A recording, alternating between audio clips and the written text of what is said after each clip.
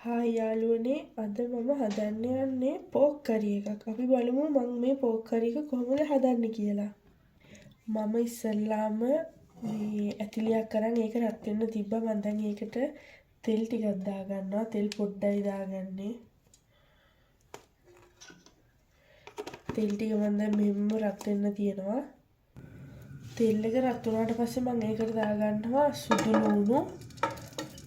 ලුණු මිරිස් කරපිංචයි රම්පේ කුරුදු පුතුයි මෙතන වෙනසල් කරාබු නැටි මම දෙක ගානක් අරන් තියනවා ඒකයි පොඩි ගොරක කෑල්ලකුයි ඒක දාලා හොඳට ටිකක් මම බැඳ ගන්නවා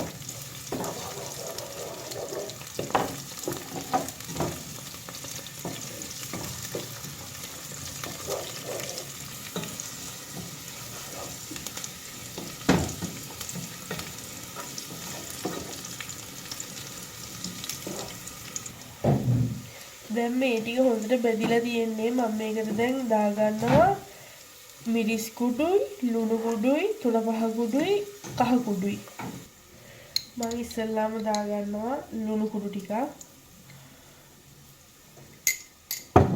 ඊට පස්සේ දාගන්නවා තුන පහ හැන්දි දෙකමාරක් දාගන්නවා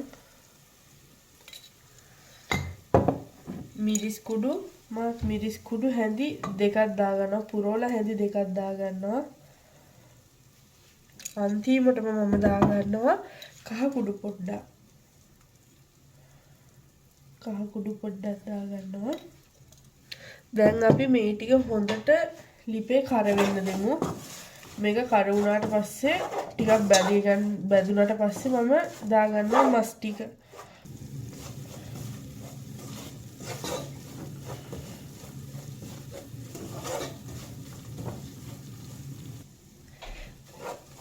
දැන් මට ඇති ප්‍රමාණයට මේ මිරිස් කුඩු ටික ඔක්කොම බැඳිලා තියෙන්නේ තුන පහ ටික මම දැන් මේකට මස් ටික දාගන්නවා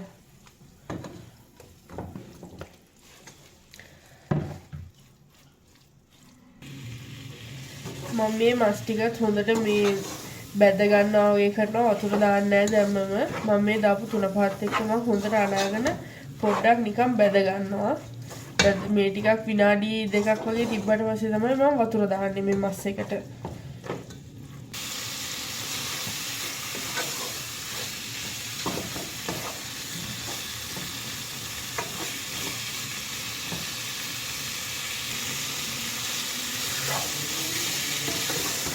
දැන් මස් එක හොඳට මේ තෙලින්ම බැදිලා තියෙන්නේ මම මේකට දැන් වතුර එකතු කරගන්නවා.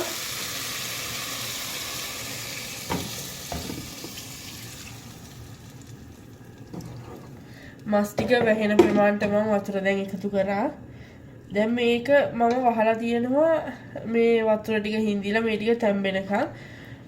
අපි පස්සේ මේක බාගෙන තැම්බීගෙන එනකොට ලුණු සැර බලමු. දැන්ට මම මේක විනාඩි 10ක් විතර හොඳටම වහලා තියෙනවා. මේක වහලා තියලා මම පස්සේ බලනවා විනාඩි 10කට පස්සේ.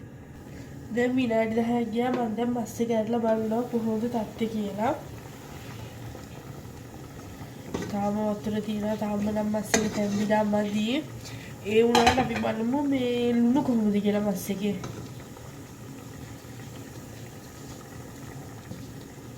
මස් එකේ ලුණුයි සැරයි දෙකම ගානට තියෙනවා. ඒ නිසා මම ආයේ කිසිම දෙයක් දාන්නේ නැහැ. දැන් මේක තැම්බිලා මේකෙම ඉස්ම ටික හිඳනකම් මම මෙහෙමම ලිපේ තියාගන්නවා.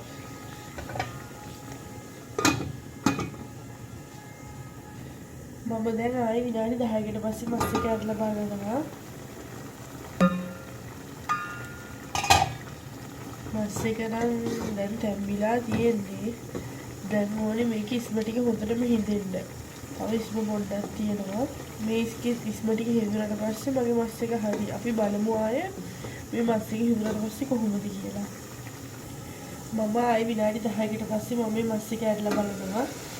නම් මට හිතන විදිහට මස් එක ඇති ඉස්මත් හොඳට හිඳිලා තියෙන්නේ මට අවශ්‍ය ප්‍රමාණයට හිඳිලා තියෙන්නේ මස් එකේ තව මේක මොකද මම ලිප වහපුවම මේකේ ලිපේ රස්නෙටයි ඇතුළේ රස්නෙටයි ආය මේක මට අවශ්‍ය ප්‍රමාණයට හිඳෙනවා ඒ නිසා මම දැන් ලිප වහනවා මස් එකේ මම ඉස්සෙල්ලා මස් එකේ ලුණුයි සැරයි බැලුවා ගාන්න තිබ්බා. මම දැන් මස් එක මේ මස් එකේ ලිප වහනවා.